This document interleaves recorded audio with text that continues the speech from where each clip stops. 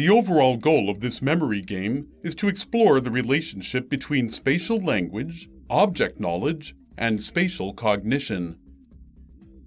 The memory game method allows us to test how people describe where objects are in space under controlled circumstances, how people remember where objects are in space, and also the relationship between spatial language on the one hand and memory on the other hand.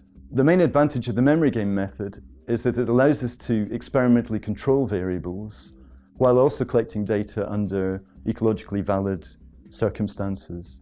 In particular, a key feature of the method when we collect language data is that participants are unaware that we're interested in the words they use to describe object location.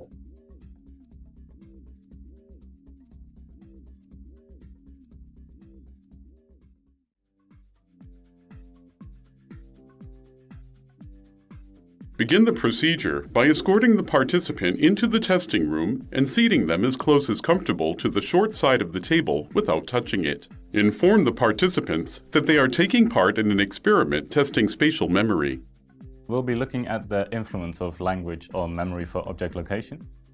Instruct the placement of the object on a location as an example trial. And you would read the instruction out loud to me. Place the black cross on the yellow dot. Okay, then you can place God back on the table.